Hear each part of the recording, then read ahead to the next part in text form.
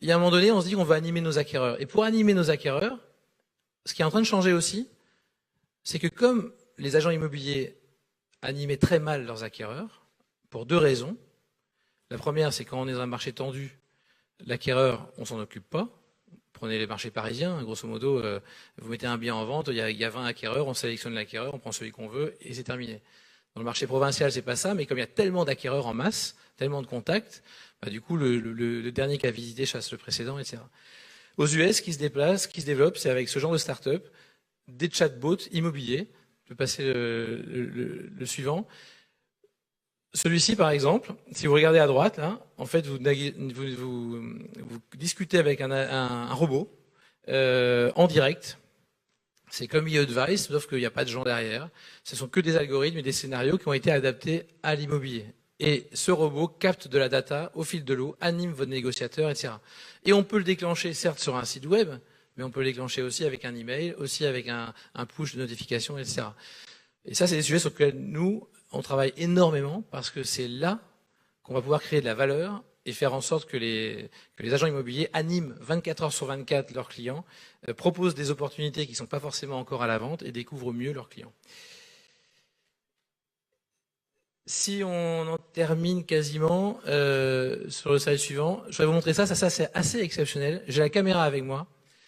Ça fait des années qu'on cherchait une solution de réalité augmentée. Alors, il y a eu plein de startups là-dessus, etc. Il y en a une française qui s'appelle Gyroptique. Tu peux mettre la vidéo.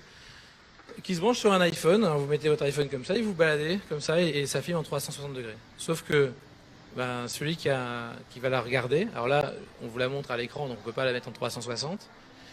Il peut faire une visite avec le son, parler, vous présenter le bien comme s'il était avec vous, agent immobilier.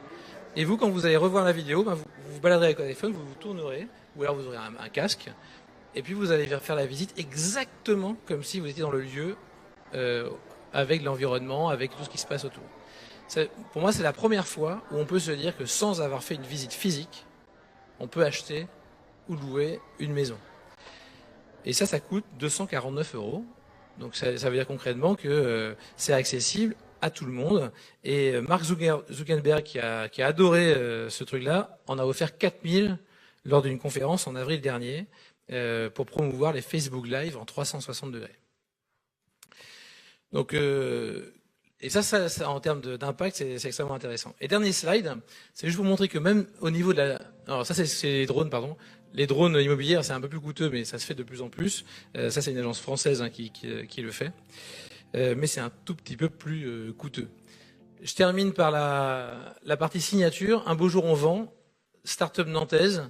Eux, ils se sont dit, nous, on va dématérialiser totalement la signature du compromis jusqu'à la vente. On va permettre aux vendeurs et à l'acquéreur de travailler. C'est eux qui vont préparer la vente.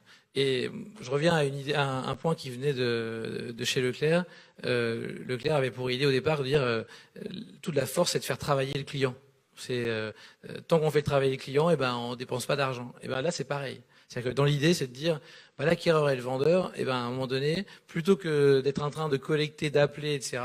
C'est lui qui va faire son boulot. De toute façon, il a intérêt à ce que ça se passe le plus vite possible, que ça se vende, qu'il ait l'argent sur son compte.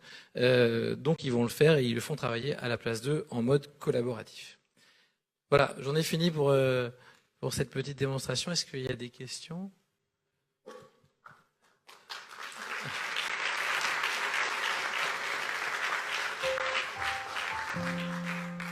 On va faire une petite